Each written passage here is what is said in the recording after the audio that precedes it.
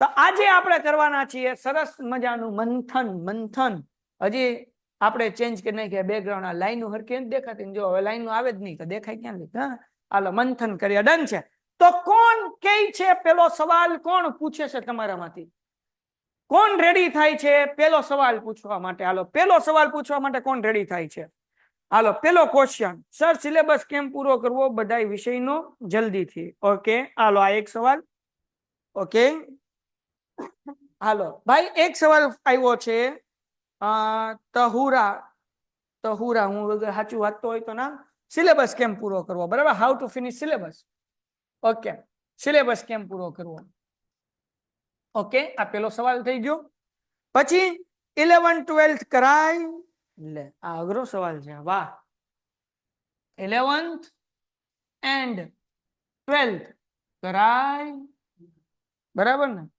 કરાય કરાય આવો એક સવાલ આવ્યો ભાઈ પછી સર મેથ્સમાં રીત તો યાદ રહે છે પણ જવાબ ખોટા પડે છે તો ભાઈ ઓકે મેથ્સ નો પ્રોબ્લેમ છે ભાઈ મેથ્સ નો પ્રોબ્લેમ ઓકે આપણે બધા પેલા સવાલ લખી નાખીએ બરાબર ને પછી એક એક સવાલના સરસ મજાના જવાબ દઈએ પછી શું કુમારના પેપર સેટ કરવાથી પૂરા માર્ક્સ આવી જાય કુમાર પેપર સેટ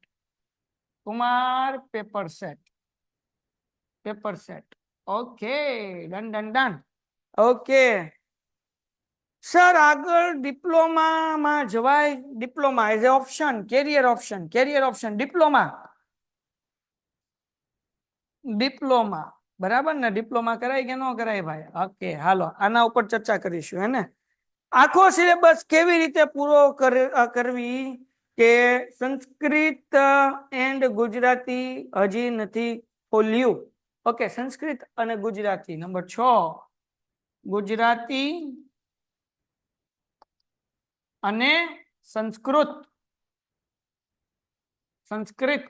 આના વિશે ચર્ચા ઓકે ઓનલી આઈએમપી સમ કરીએ અથવા તો તેને રિલેટેડ સમ કરવાથી 80 માંથી 80 મેથ્સમાં આવે 80 માંથી 80 મેથ્સ કેટલામાં ક્વેશ્ચન માં આવ્યો ક્વેશ્ચન નંબર 7 આઈએમપી અને મેથ્સ ટૂંકમાં હું લખું છું 80 આઉટ ઓફ 80 ઓકે આઈએમપી કરવાથી મેથ્સમાં એ સર યાદ કેવી રીતે રખાય બરાબર હા યાદ કેવી રીતે રખાય હાલો સવાલ બહુ ઇન્ટરેસ્ટિંગ આવે છે ભાઈ તમારા બધાના સરસ સર ડેઈલી ટાઈમ ટેબલ આપો road map daily time table આ એક સવાલનો એક લેક્ચર જાય એવું છે પણ હાલો આપણે મેક્સિમમ સવાલના જવાબ આપશું ડેઈલી ટાઈમ ટેબલ ઓકે એના પછી સર સાયન્સ એન્ડ સોશિયલ સાયન્સના અલગ ક્વેશ્ચન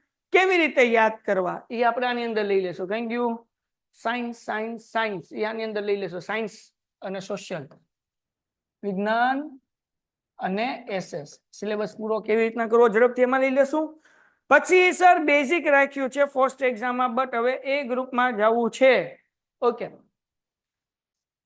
એ ગ્રુપમાં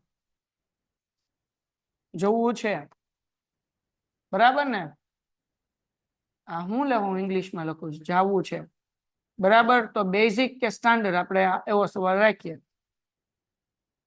હાલો ડન છે બસ હાલો સર કોલેજમાં સ્ટોક માર્કેટ માટે હા બહુ ઇન્ટરેસ્ટિંગ આવ્યું વેરી ગુડ કોણ છે આ રુદ્ર સરસ મારો ભાઈ લાવ્યો બકુ લાવ્યો જો આ સવાલ આવા હોય ને તો આમ નામ વાંચવાનું મન થાય ઓકે આ કોનું છે સારું રિઝલ્ટ લાવવું હોય તો શું કરવું ઓકે સારું રિઝલ્ટ લાવવું હોય તો શું કરવું આ જેટલી સલાહ આપું એ બધું યાદ રાખશો એટલે સારું રિઝલ્ટ આવી જશે બરાબર ને એનો સીધો જવાબ હવે રુદ્ર સ્ટોક માર્કેટ ઓકે અને એ પાછું સ્પેસિફિક કીધું છે કોલેજમાં હે ને કોલેજમાં ડન છે સર લેસન રોજ ચેક કરશો એટલે હા મને કીધું કે તમે લેસન રોજ ચેક કરો ઓકે હું કરીશ હાલો ડ્રોઈંગના કેરિયરમાં કેવી રીતે આગળ વધાય ઓકે ડ્રોઈંગના કેરિયરમાં કેવી રીતના આગળ વધાય ઓકે કોઈએ પૂછ્યું છે તહુરા ઓકે ડ્રોઈંગ ઓકે ચિત્ર હાલો બિઝનેસ કરાય કે જોબ કે ગવર્મેન્ટ જોબ, હાલો એની આપણે પછી સર A1 ગ્રેડ લાવી શકાય સર, રિઝલ્ટ નડો હોય તો હવા % A+ લાવી શકાય, કઈ સમજાણું નહીં, કઈ નહીં, હાલો A1 ગ્રેડ લાવી શકાય, હજી એની આપણે ચર્ચા કરીએ. પછી સિંગિંગમાં કેરિયરમાં કેવી રીતે આગળ વધાય, singing singing singing, okay singing, હવે કેરિયર વાળું આવ્યું ભાઈ. હાલો કેરિયર ને પછી લઈએ આપણે કેટલું કરી નાખીએ ફટાફટ જવાબ, અને પાછા બધા સવાલ લેશું બીજા બધા, હે ને? હા હું કોમર્સ લઈને આઈઆઈટી એટલે આઈટીઆઈ કે આઈઆઈટી કે આઈટીઆઈ? આઈઆઈટી એટલે આઈઆઈટી એટલે ખબર છે? હાલો તો આઈઆઈટી નું મહત્વ તમને સમજાવી દઉં શું છે એમ, પછી આપણે ચર્ચા કરશું. ચલો ડન છે ભાઈ. ક્રિકેટર બનાય સવાલ, હાલો બધાયના જવાબ. હવે જે સવાલ છે એ આપણે એટલા પૂરા થાય પછી લઈએ, બરાબર ને? સર અપેક્ષિત કરાય, હાલો એ બધું કરીએ, હાલો બધું કરીએ. પેલા આ સવાલના જવાબો, બસ આટલા સવાલના જવાબ ફટાફટી.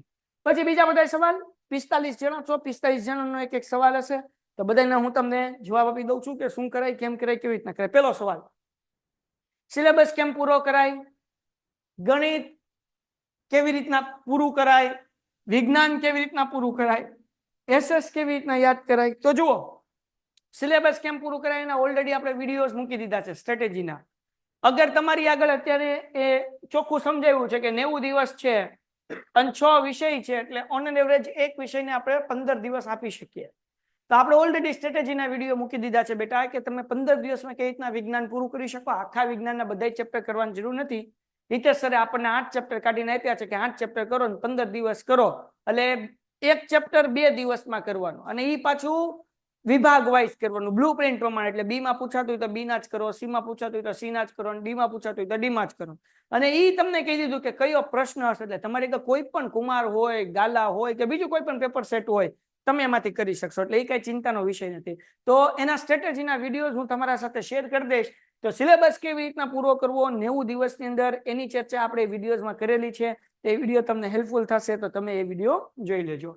બીજું, વિજ્ઞાન અને સમાજમાં કેમ યાદ રાખવું, તો યાદ રાખો કે સમાજની અંદર તમે સમાજમાં સમજો કે કેવા શું માંગે છે, કે ભાઈ દાખલા તરીકે આપણે વાત લઈ લઈએ તો સમાજનો ઇતિહાસ કેવી રીતના પાકું કરીએ, 3 ભાગ પાડીએ. ઇતિહાસ કેમ પાકું કરાય, તો ઇતિહાસને વાર્તાની જેમ પાકું કરો. ઇતિહાસને એ વાર્તા બનાવો, તમારા સવાલનો જે જવાબ હોય ને એની વાર્તા બનાવો. ઇતિહાસની અંદર વાત કરું, દાખલા તરીકે ગણિત શાસ્ત્રીની તમે વાત કરતા હો, યા તમે રસાયણ શાસ્ત્રની વાત કરતા હો, યા શલ્ય ચિકિત્સાની વાત કરતા હો, યા તમે સૂર્ય મંદિરની વાત કરતા હો, યા તમે અજંતાની ગુફાની વાત કરતા હો, યા એલિફન્ટાની વાત કરતા હો, યા તમે પાટણના પતોળાની વાત કરતા હો, યા તમે નદી આપણી લોક માતા છે એની ચર્ચા કરતા હો, અથવા ભારતમાં કઈ કઈ પ્રજા આવી એની ચર્ચા કરતા હો, તો આ ઇતિહાસ કહેવાય. તો આને સ્ટોરીની જેમ યાદ રાખવાનો, વાર્તાની જેમ. ચલો સમજાય છે આ વસ્તુ?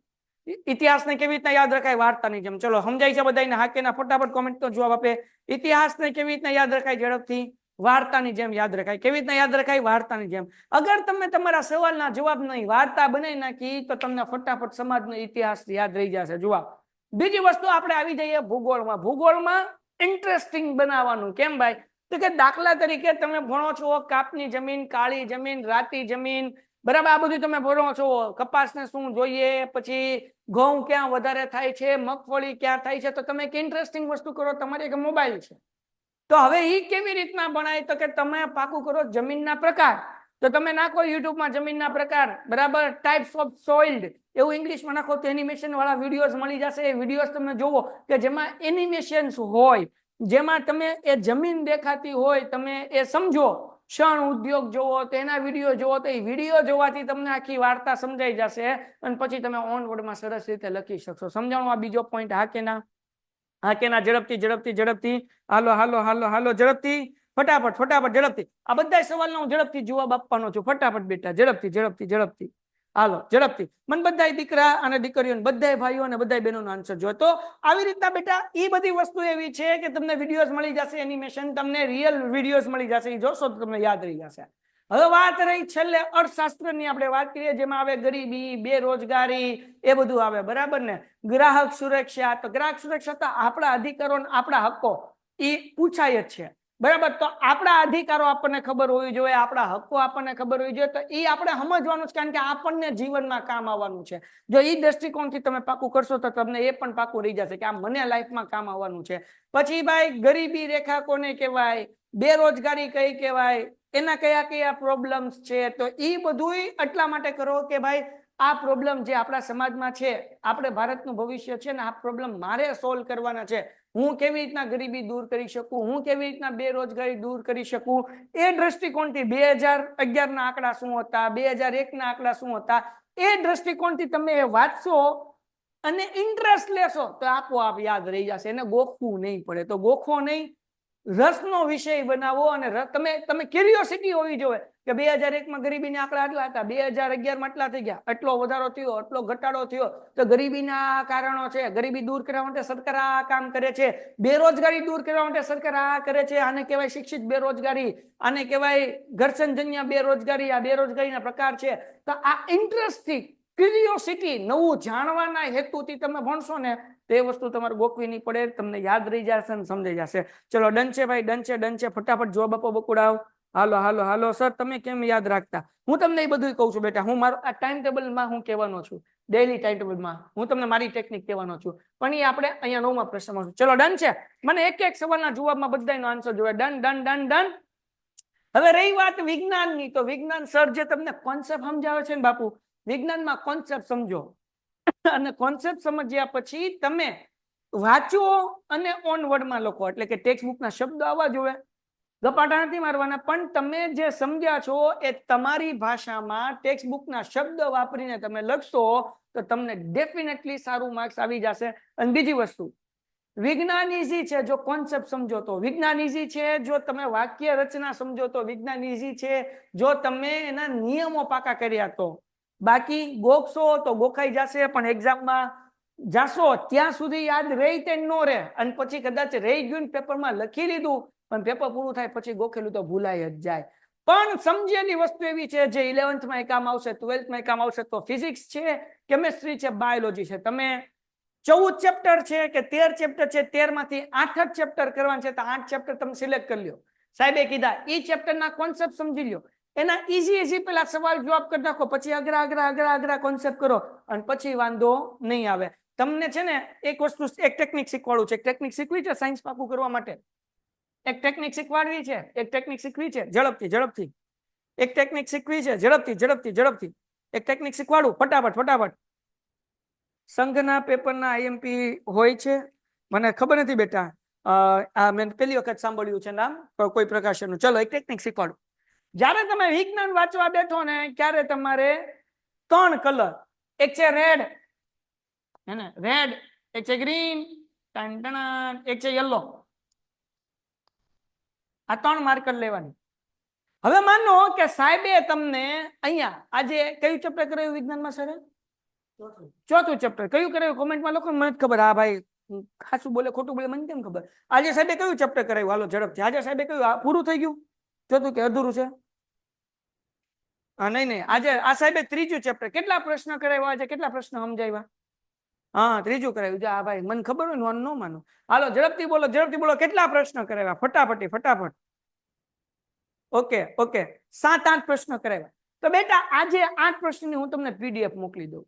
હવે 8 પ્રશ્નમાંથી તમને જે પ્રશ્ન તમે સમજો બેટા કેવી રીતના કરાય, 15 દિવસમાં સાહેબે કીધું તો પેલા શું કરાય. તો 8 પ્રશ્નમાંથી જે પ્રશ્ન તમને આવડતા હોય, ઈઝી લાગતા હોય કે આ ભાઈથી પાકા થઈ જશે, આ બેનથી પાકા થઈ જશે, ત્યાં ગ્રીન માર્કરથી ટીક કરો અથવા ગ્રીન સ્ટાર કરો અથવા ગ્રીન હાઇલાઇટરથી હાઇલાઇટ કરો, એ પેલા પાકું કરી નાખો. પછી જો યલો 50% 50% હેલું, 50% અઘરું. તેના 8 મુદ્દા છે, 4 માર્ક્સનો પ્રશ્ન છે. આપણે 6 મુદ્દા કે 5 મુદ્દા લખીએ તો હાલે. તેમાંથી છે ને જે અઘરા મુદ્દા છે એને કાઢો, પણ જરૂરી હોય એ લખવાના. પણ બાકી તો કે અઘરા મુદ્દાને હેલી રીતે લખો અથવા હેલા મુદ્દા પાકા કરી નાખો. અને પછી રેડ, જેમાં લોચા જ પડે છે હાડા, બરાબર ને? તો પેલા આ 2 કરી નાખવાનું, અને પછી રેડ વાળું કરવાનું. અને રેડ વાળામાં શું કરવાનું? તો કે ભાઈ 10 મુદ્દા છે, 8 મુદ્દા છે, તો 5-6 મુદ્દા એવા કરો કે જે હેલા હોય, અને જે મોટા મુદ્દા હોય, જે અઘરા મુદ્દા હોય, એ મુદ્દાની અંદર એને ટૂંકું કરી નાખો, એને નાનું કરી નાખો. કે જેની અંદર મેઇન પોઈન્ટ આવી જાય અને મુદ્દો નાનો થઈ જાય, એટલે સરળતાથી થઈ જાય ને. અને સવાલનો જવાબ પેરેગ્રાફમાં યાદ ન રાખો, મુદ્દા વાઇઝ યાદ રાખો તો તમને ઈઝી પડશે. ચલો આ ટેકનિક સમજાણી? હા કે ના? કમેન્ટમાં જવાબ આપો. I need your answer my મિત્ર. હાલો હાલો હાલો હાલો, ઝડપથી ઝડપથી ઝડપથી. સર ક્વેશ્ચન 2 કરાવો. આજે બેટા આપણે આ કરશું, હે ને? આજે આપણે આ કરશું. ડન છે? હાલો ડન છે, બધાય ફટાફટ જવાબ આપો. ડન. તો તમારે 3 માર્કર, 3 હાઇલાઇટર 10-10 રૂપિયાની લઈ આવવાની. કઈ? Red, green, yellow.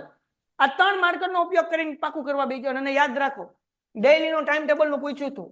અગર તમારે સિલેબસ પૂરો કરવો છે તો 90 દિવસ રોજ ઓછામાં ઓછું 3 કલાક વાંચો. વાંચો કમ્પલસરી 3 કલાક વાંચવાનું છે. હું ફેરબુક પૂરી કરવા નથી કહેતો, હોમવર્ક કરવા નથી કહેતો, લેક્ચર અટેન્ડ કરવા નથી કહેતો. આ તો બધું કરવાનું જ છે, પણ ખાલી 3 કલાક તમારે વાંચન એટલે વાંચવાનું નથી. 3 કલાક વાંચો એ કાઢી જ નાખું બાપા.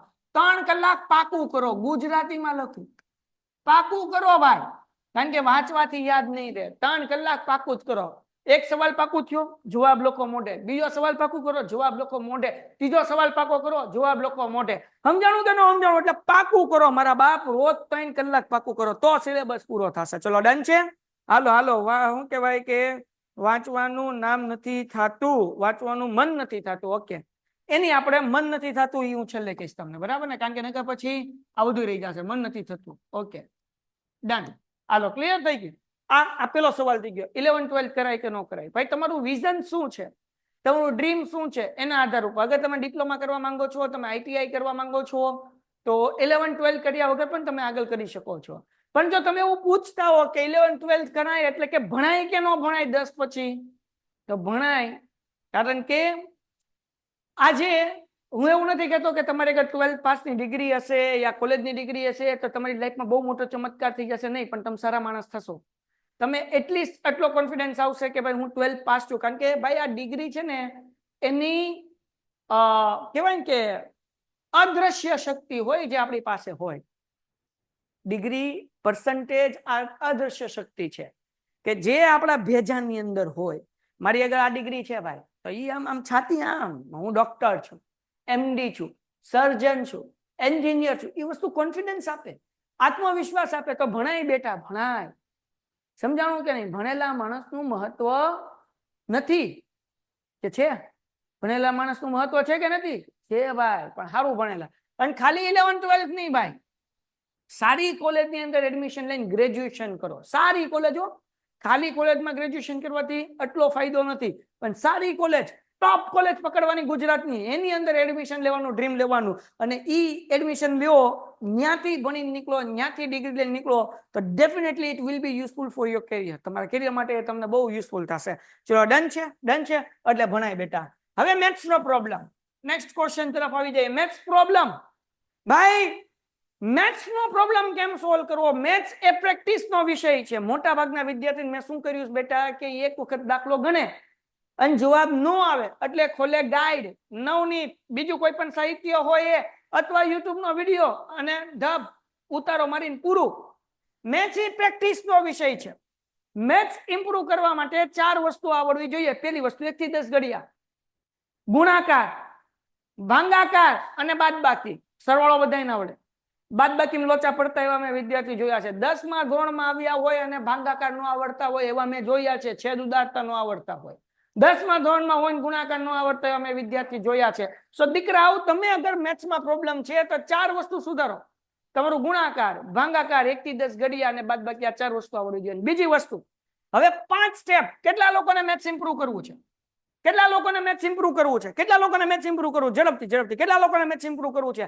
5 સ્ટેપ ફોલો કરવાના છે. જે લોકોને મેથ્સ ઇમ્પ્રુવ કરવું હોય એને 5 સ્ટેપ ફોલો કરવાના છે. તો જે લોકો મેથ્સ પોતાનું ઇમ્પ્રુવ કરવા માંગતા હોય એને આ 5 સ્ટેપ ફોલો કરવાના છે. પહેલું, કોઈ પણ દાખલો જાતે ગણો. ખોટો પડે તો એનો વિડીયો જુઓ, વિડીયો સોલ્યુશન્સ જુઓ. ત્રીજું, એ વિડીયો સોલ્યુશન જોઈને દાખલો જોઈને ગણો.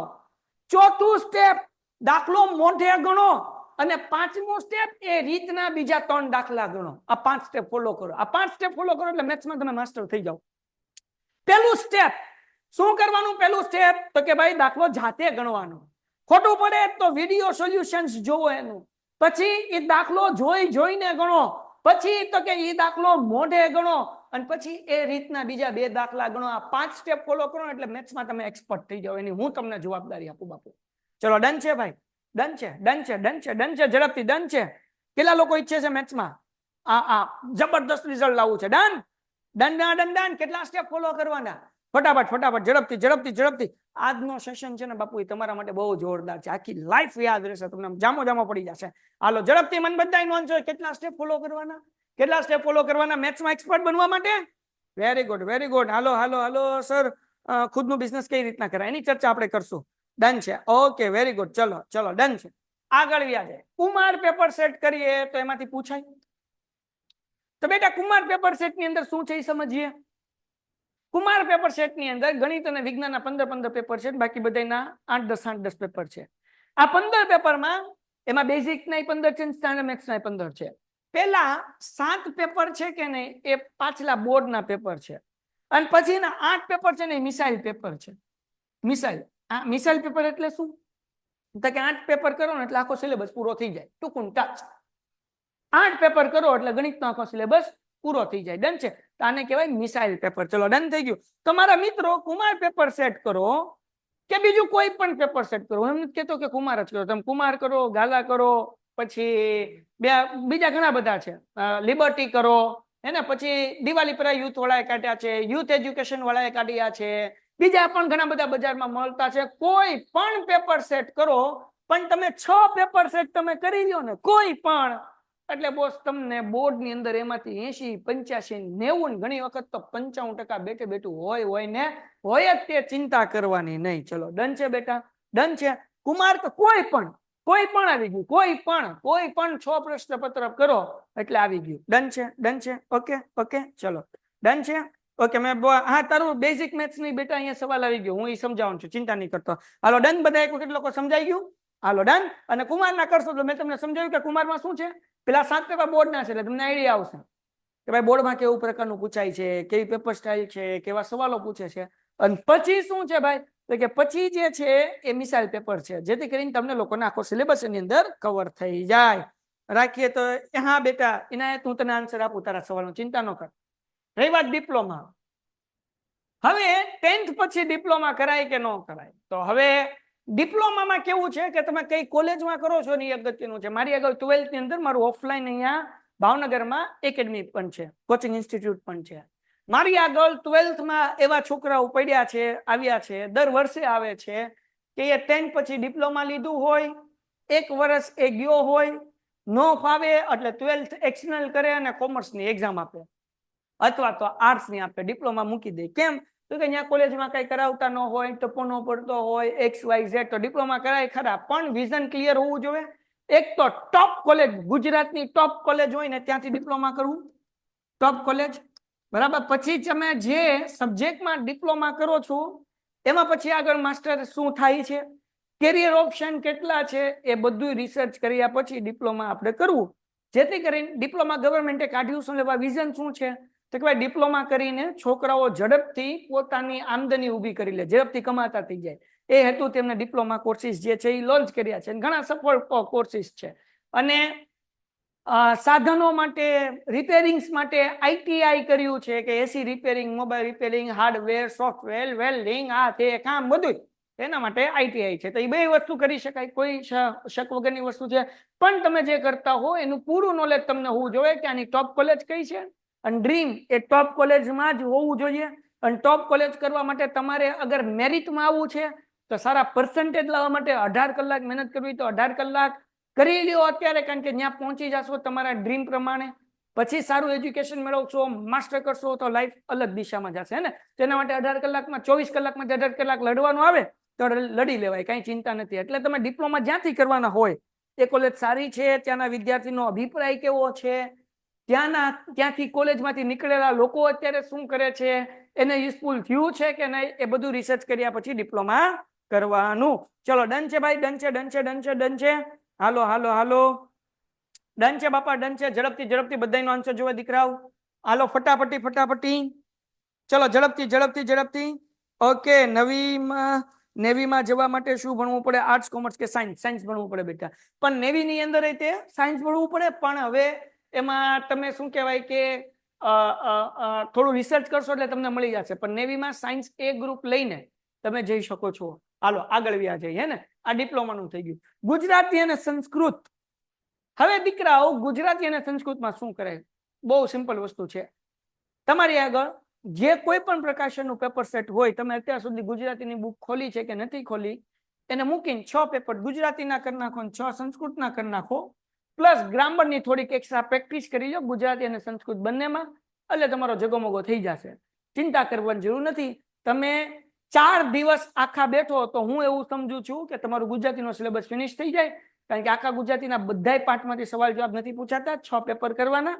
એનો સેક્શન એ અને સેક્શન બી એટલે ગદ્ય પદ્ય આવી જાય, અને સેક્શન સી અને થોડીક એક્સ્ટ્રા પ્રેક્ટિસ તમને જે ગ્રામરના ટોપિકમાં પ્રોબ્લેમ પડતી હોય એને કરી લો એટલે વાંધો ન આવે. ચલો ડન છે. ગુજરાતીનું ખોલ્યું ન હોય તો કેવી રીતના સિલેબસ પૂરો કરવો, તો 4-5 દિવસ તમે બેઠી જાઓ, એટલીસ્ટ 6 પેપર બેના કરી નાખો ગુજરાતી અને સંસ્કૃતના, તો તમારો રસ્તો થઈ જશે. ચલો ડન છે, ડન છે, ડન છે. હાલો ઝડપથી. મારો ભાઈ નેવીમાં છે, તેનો પગાર 89 છે. બહુ સરસ પ્રતીક. સાયન્સ કર્યું છે ને તારા ભાઈએ? એક વખત એક ગ્રુપમાં તો આન્સર આપી દે કે જેથી કરીને બીજા ભાઈ જે સવાલ પૂછ્યો એને એનો જવાબ મળી જાય. ચલો ડન છે. હાલો ફટાફટ ફટાફટ ફટાફટ. ચલો ડન છે, ડન છે, ડન છે. Okay done done done done. એના પછી આઈએમપી કરીએ ખાલી, અથવા એને રિલેટેડ દાખલા કરીએ તો મેથ્સમાં 80 માંથી 80 આવી જાય. બરાબર ભાઈ? બેઝિક મેથ્સમાં 80 માંથી 80 લાવવા બિલીવ મી બહુ ઈઝી છે. બહુ ઈઝી છે. બહુ ઈઝી છે. બહુ ઈઝી છે. 3 વાર બહુ ઈઝી, બહુ ઈઝી, બહુ ઈઝી બોલ્યો તો તમે અગર 15 પ્રશ્નપત્ર સોલ્વ કરી લ્યો છો તો મેથ્સમાં 80 માંથી 80 રમતા રમતા આવે, કાંઈ વાંધો આવે નહીં. અને પેપરની અંદર આઈએમપી પ્રશ્ન જ હોય. તમે 10-12 બી કરી લેશો તોય વાંધો નહીં આવે, પણ 15 કરી લેશો તો નહીં જ આવે. એટલે આઈએમપી કરી લેશો.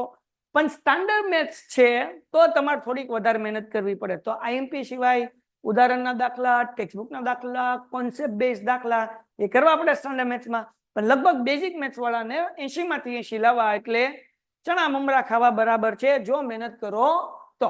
ડન છે. હાલો આ બધાનો પ્રશ્નનો જવાબ મળી ગયો. ઓકે ઓકે સર, મારે સિંગિંગનો વિડીયો મોકલું તમને. આપણે હમણાં હારીશ આપણે વાત કરીએ એના માટે, સિંગિંગ માટે વાત કરીએ બેટા. આપણે લાઈનમાં આવીએ. હાલો ચલો બધાને આ ક્લિયર થઈ ગયો. 7મો પોઈન્ટ બધાનો આન્સર જોયો. 7મો ક્વેશ્ચન ડન. 7મો ક્વેશ્ચન ડન. હાલો હાલો હાલો હાલો હાલો હાલો. Done done done. ઓકે. એના પછી યાદ કેવી રીતે રખાય એની આપણે 2 ચર્ચા કરી. એક તો રેડ, ગ્રીન અને યલો. બરાબર? સમાજમાં કેવી રીતે યાદ રાખવું એની ચર્ચા કરીએ, અને વિજ્ઞાનમાં કેમ યાદ રાખવું એની પણ આપણે ચર્ચા કરીએ. એટલે આ પ્રોબ્લેમ જે છે એ આપણે ઓલરેડી સોલ્વ કરી ચૂક્યા છીએ. હવે એક મોટો રામબાણ પ્રશ્ન જે હરેક વિદ્યાર્થીને હોય કે ડેઈલી ટાઈમ ટેબલ કેવી રીતે બનાવવું જોઈએ. હવે જ્યારે હું ભણતો હતો 10મા ધોરણની અંદર, ત્યારે મારું ટાઈમ ટેબલ શું હતું એ હું તમને કહું. તમારું ટાઈમ ટેબલ તમારે તમારું શેડ્યુલ, તમારો ટ્યુશનનો ટાઈમ, તમારો સ્કૂલનો ટાઈમ એના આધારે બનાવવો જોઈએ. હવે હું તમને મારી પોતાની પર્સનલ વાત શેર કરું તો મારું ટાઈમ ટેબલ કેવી રીતના હતું. અમારી સ્કૂલ સવારની હતી તો હું તો 10મા ધોરણમાં હતો ત્યારે ક્રિકેટ રમતો. એટલે હું અંડર 17 રમેલો છું, અંડર 19 રમેલો છું સિઝન. તો હું ક્રિકેટ રમવા જતો હતો. અમે સ્કૂલે તો આવાય શિયાળામાં સવારે અંધારું હોય ને ધુમ્મસ હોય ને કઈ દેખાતું ન હોય, આમ બેટરી કરો ને તો સામે લગી માંડ દેખાય, કારણ કે પછી આગળ ધુમ્મસ હોય એટલે એની આગળ ન દેખાય એમ. તો અમે તો 4:30 વાગે ઘરે નીકળી જતા અને 5:30 વાગે 5 વાગે અમે સ્કૂલે પહોંચી જતા. અમારી પ્રેક્ટિસ શરૂ થતી 6 વાગે. લેટ પહોંચો એટલે આખી સ્કૂલના 15 રાઉન્ડ મારવાના ટાટિયા. અને ઈ સાયકલ લઈને જતા કેટલા. હું મહુવામાં રહેતો માળન નદી પાસે, અમારી સ્કૂલ હતી જાદરામાં. બરાબર? એટલે 12 કિલોમીટર સાયકલ લઈને જતો રોજ. આ બાપુ સવાર 4:30 વાગે નીકળી જવાનું, બત્તી લઈને વાડી વાળા વિસ્તારમાંથી જવાનું. એવી ફાટી રે ઘણી વાર મારા બાપ ને. એમાંય કૂતરા જેદી વાહે દોડ્યા તેથી એ મને મને હાય હાય હાય હાય. તમે ક્યાં યાર બહુ મજા આવતી ને ઈ ભાઈ જે મજા હતી આહા. પણ અમે ક્યારે અમે શું કહેવાય કે અમે જતા, પણ છેલ્લે 3 મહિના ડિસેમ્બરમાંથી ક્રિકેટ સિઝન અમારી પૂરી થઈ જાય. મેચ બધી ક્યાં ડિસેમ્બરમાં હોય. ડિસેમ્બર પૂરું એટલે પછી આપણે ક્રિકેટ બંધ કરી દીધું હતું ને. ડિસેમ્બર સુધી ક્રિકેટ રમ્યા હતા. પછીનું ટાઈમ ટેબલ ડિસેમ્બર પછીનું એવું હતું કે હું સવાર 4 વાગે જાગી જતો. અને અમારે એવું હતું કે જાન્યુઆરીની એક્ઝામ આપો ને પછી સ્કૂલે નહીં જવાનું, વાંચવાની રજા હતી. એટલે અમારે ફેબ્રુઆરી આખો મહિનો અમારે ઘરે વાંચવાનું જ છે. ટ્યુશનમાં રજા પડી જાય, સિલેબસ પૂરો થાય એટલે સ્કૂલમાં રજા પડી જાય. ખાલી ડાઉટ હોય તેથી જવાનું, પણ અમથા કઈ આપણને કોઈ કેમ કે ડાઉટ હોય તો આવજો, તો આપણે ક્યાંક કોઈ દી જઈએ છીએ એમ, સમજાણું કે નહીં એમ. ક્યારેક જઈએ એકાદી 2-3 વાર ભાઈબંધ જાતા હોય તો મારું શેડ્યુલ કેવું હતું, પેલા તો ડિસેમ્બર સુધીનું, પછી ડિસેમ્બર પછીનું એની ચર્ચા કરીએ. તો પેલા તો અમે જે છે ને એ 5 વાગે કે મોડા મોડું 5:30 વાગે સ્કૂલે પહોંચી જતા. પછી અમે ક્રિકેટ ટીચતા, તો અમે 8:30 લગી ક્રિકેટ રમતા. સ્કૂલ શરૂ થતી 8 વાગ્યા સુધી, પણ અમને લોકોને છૂટી હોય. પ્રાર્થના હાલતી 8 થી 8:30, તો અમે ક્યાં લગી ડ્રેસિંગ રૂમમાં જઈને અમારું સ્કૂલ યુનિફોર્મ પહેરતા અને ટ્રેક ને બધું ચેન્જ કરતા. એટલે ક્લાસમાં ટૂંકમાં અમે 8:30 વાગે ગળતા અને 12:30 વાગે પૂરી થતું. પણ પછી ત્યાંથી સાયકલ લઈને અમારે આવવાનું હોય, એટલે કલાકી થતી, એટલે અમે ઘરે 1:30-2 વાગે પહોંચતા. કારણ કે ભાઈ બનારે સોડા પીવા ઉભા રહી જતા, તડકો હોય, સાયકલ લઈને જવાનું હોય, ક્રિકેટ રમ્યા હોય, એટલે બહુ થાકી જવાતું. પછી અમે 2 વાગે પહોંચતા. પછી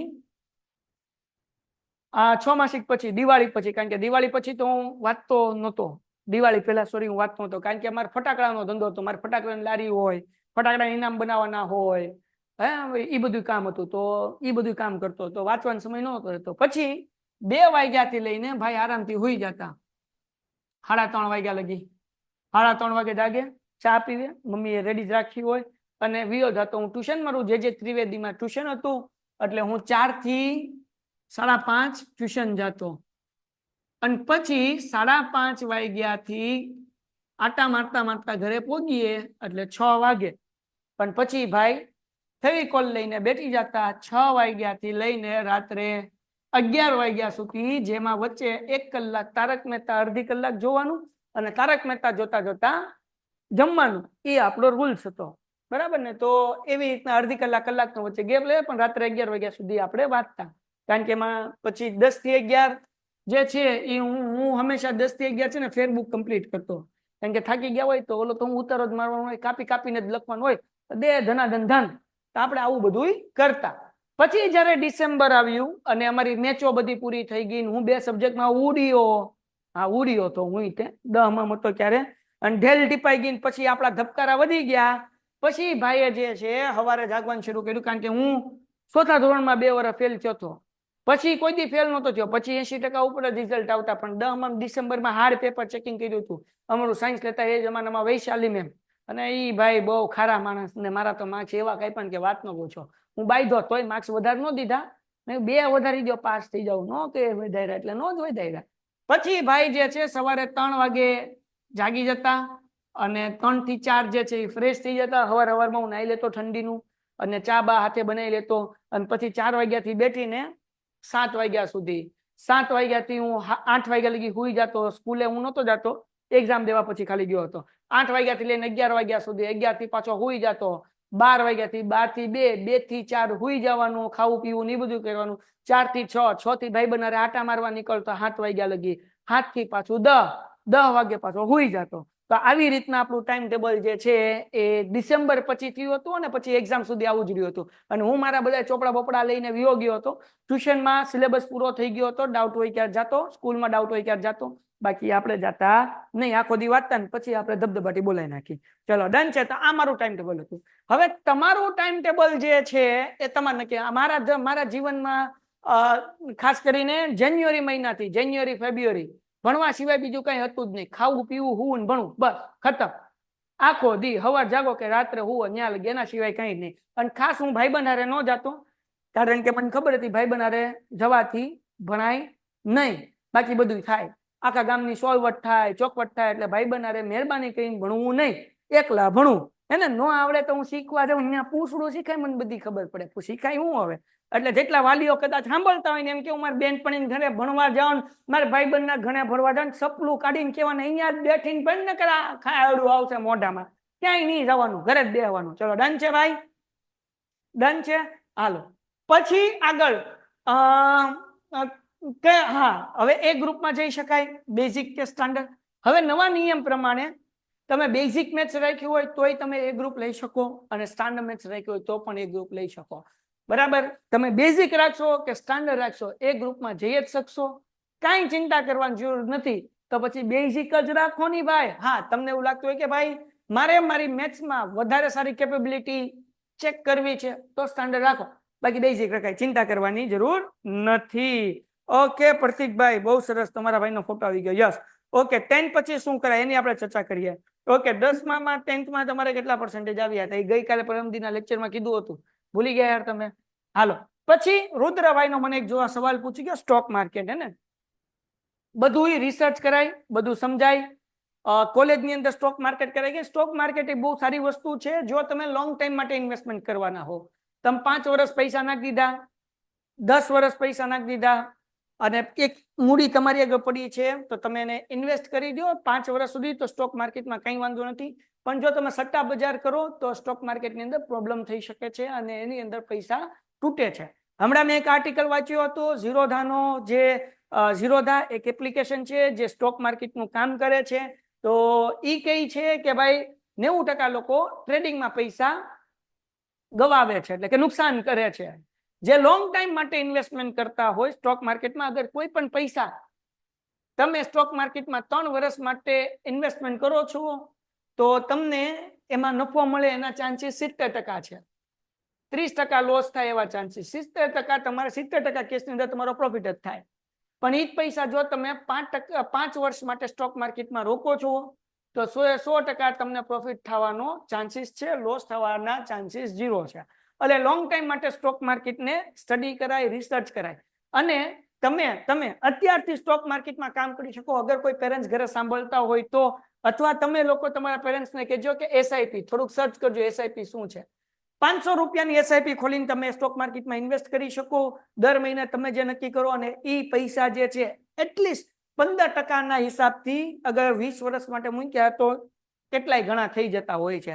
તો થોડું સ્ટડી કરજો એસઆઈપી શું છે, સિસ્ટમેટિક ઇન્વેસ્ટમેન્ટ પ્લાન. મારે આગળ સમય નથી, આપણે ક્યારેક વેકેશનમાં એવો લેક્ચર લેશું કે ભાઈ ઇન્વેસ્ટમેન્ટ કેવી રીતના કરાય, શું કરાય, એના ઉપર આપણે ચર્ચા કરતા રહેશું કે જેથી કરીને તમને લોકોને મજા આવતી હોય તો બરાબર ને, એના ઉપર આપણે કામ કરશું. ડન છે દીકરા? તો ટૂંકમાં સ્ટોક માર્કેટ એક સારો ઓપ્શન છે લોંગ ટાઈમ માટે, એમાં કરાય, કંઈ વાંધો નથી. પણ ખૂબ રિસર્ચ, ખૂબ સ્ટડી અને પછી એમાં થોડું આગળ વધી શકાય. મારી ડ્રોઈંગ ખુશીબેન બહુ સરસ કરી છે, બહુ સરસ. RRR બહુ સરસ ડ્રોઈંગ કરી છે ભાઈ, તમે ફોટો સરસ મોકલ. મારો ફોટો બનાવી કેચ બનાવી લી, હા મોકલજે. પછી એક આપણે મસ્ત બનાવ્યું છે, પ્રેક્ટિસ કરતી રહેજે. પછી તારા સવાલ આગળ આવીએ છીએ કે ડ્રોઈંગમાં કેરિયર. મને નથી ખબર, મારી બૈરી બહુ સારા કેચ બનાવે છે. હવે ડ્રોઈંગમાં કેરિયર કેમ બનાવવું, આ સવાલનો જવાબ મારી પાસે નથી. કદાચ યુટ્યુબમાં તને મળી જશે, તું સર્ચ કરજે કે how to build career in drawing, તો તને એમાં આન્સર 100% મળી જશે. અને યુટ્યુબ એક ખજાનો છે. તમે જે અલાદીનનો ચરાગ છે, ઓલો કેમ આમ ઘો અને જીન બહાર નીકળે એમ સર્ચ છે ને જીની છે, જે પૂછવું એ પૂછો, બધી વસ્તુના જવાબ મળશે. 10-15 વિડીયો વીખવા પડે તો તમને એક પ્રોપર તમને સેટિસ્ફાય કરે એવો આન્સર મળી જાય. એટલે એક વિડીયો જોઈને બંધ નહીં કરવાનું, 5-10 વિડીયો જોવાના, પણ એ બધું કામ કરવાનું. આપણી 10th એક્ઝામ પૂરી થાય પછી આપણે 2 મહિના વેકેશનના છે. ડ્રોઈંગમાં કેરિયર કેવી રીતના બને, સિંગિંગમાં કેરિયર કેવી રીતના બને, આ બધા સવાલ તમે યુટ્યુબને પૂછો, યુટ્યુબ તમને આખા વિડીયોઝ આપી દેશે, રસ્તા આપી દેશે. અને આ બધી વસ્તુ વિશે આપણે બેટા 10 પછી રિસર્ચ કરી શકીએ છીએ. 2 મહિના આપણી આગળ હોય છે, આપણે ખૂબ એક્સપ્લોર કરી શકીએ છીએ. આઈઆઈટીમાં જવું હોય તો આપણે દુનિયાના મોસ્ટ, છેલ્લો ક્વેશ્ચન છે ને પછી આજનો લેક્ચર પૂરો. IIT, doctor APJ Abdul Kalam IIT student હતા. તમે ઝોમેટો એપ્લિકેશન યુઝ કરો છો, એના માલિક આઈઆઈટીએન છે. પછી ગૂગલનો સીઈઓ સુંદર પિચાઈ આઈઆઈટીએન છે. તો IIT Indian institute of technology એવું એનું ફૂલ ફોર્મ થાય. અને એની અંદર તમે એક વખત એડમિશન લઈ લીધું, એક વર્ષમાં 7000 વિદ્યાર્થીને ખાલી એડમિશન મળે આખા ઇન્ડિયામાંથી. જો તમે ત્યાં એડમિશન લઈ લીધું તો તમારો જિંદગીમાં જગમગો થઈ જાય. આપણો જ એક સ્ટુડન્ટ અહીંયા મારી આગળ ઓફલાઈન ભણતો હતો, આ વખતે મેન્સ અને એડવાન્સ ક્લિયર કરી 10th અહીંયા ભણ્યો. આપણે 11th-12th સાયન્સ નથી કરાવતા, એ વિદ્યાર્થી સ્કૂલની અંદર ભણ્યો અને આઈઆઈટી રૂડકીની અંદર એમને એડમિશન લીધું છે. તો ભારત પેનો ફાઉન્ડર આઈઆઈટીએન છે. ટૂંકમાં આઈઆઈટીએન લોકો જે છે એને ટોપ માણસો ગણવામાં આવે છે, ટોપ 1% ગણવામાં આવે છે, કે જેની આગળ બ્રેન સારું છે, જે લોકો સક્સેસફુલ, તો એ લોકોને ફંડિંગ સારું મળી જતું છે બિઝનેસ કરવા માટે. સારી કંપનીમાં સારા પેકેજમાં વર્ષે 50 લાખ, 1 કરોડ, 1.5 કરોડ, 2.5 કરોડ રૂપિયાનું પેકેજ મળી જાય એવી એને જોબ મળતી હોય છે. અને લાઈફની અંદર ઘણું સારું કામ કરતા હોય છે. અને ઓછામાં ઓછું એને 25-30 હજાર પગાર, તો 25-30 લાખ રૂપિયા પગાર તો ગમે આપી દે. એક વખત આઈઆઈટીમાં ખાલી પોગો ક્યાં પૂરું ન કરો ને તોય તે, કારણ કે એના માટે તમારે JEE મેન્સ દેવી પડે, પછી એડવાન્સ દેવી પડે. 11th-12th સાયન્સ એ ગ્રુપ કર્યા પછી JEE મેન્સ અને એડવાન્સ ઈ પાસ કરો પછી IIT માં તમે એડમિશન લઈ શકો. તો ત્યાં લગી પોગો તો લાઈફ તમારી જગોમગો થઈ જાય, 7 પેઢી સુધરી જાય એવું કહેવાય. ચલો ડન છે ભાઈ, વેરી ગુડ, ચલો ડન. તો આશા રાખું છું કે આજનો લેક્ચરમાં મજા આવી છે. મજા આવી આજના લેક્ચરમાં, આજના સેશનમાં? ફટાફટ જવાબ આપો. યસ, એક ભાઈએ કઈ હેન્ડ રેઝ કર્યો છે, એનું માઇક શરૂ કરો ભાઈ. ભાવિકા, ભાવિકાનું માઇક શરૂ કરો. યસ ભાવિકા બેન, શું ડાઉટ છે? હેલો હા બેન બોલો. સર, આપણે કહીએ કે બેઝિક રાખીએ તો એ ગ્રુપમાં જવાય, પણ એમાં એમ કહેતા હતા કે 11માં એન્ટ્રન્સ એક્ઝામ હોય, એમાં શું હોય? ઓકે બેન, આ વિશે મને કઈ ખબર નથી, પણ 11, હા સમજો, હા સમજો. ઓકે, હવે એમાં શું હોય છે બેન ખબર? 11માં એન્ટ્રન્સ એક્ઝામ અલગ અલગ સ્કૂલ રાખે, એ એકચ્યુઅલી સ્કીમ છે ભાઈ, છોકરાઓ ભેગા કરવાની. દાખલા તરીકે હું તમને એક્ઝામ્પલ આપું. મારી સ્કૂલ છે આલ્ફા સ્કૂલ, એક્ઝામ્પલ તરીકે. મારું આલ્ફા એકેડમી છે, આપણે એને કરી નાખીએ આલ્ફા સ્કૂલ.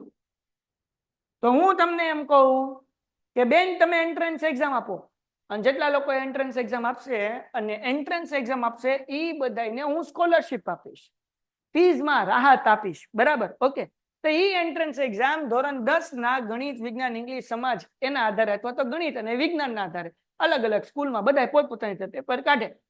હવે મારી ફી છે 2 લાખ રૂપિયા, મારે રાખવી છે, હું રાખી દઈશ 2.5 લાખ રૂપિયા ફી.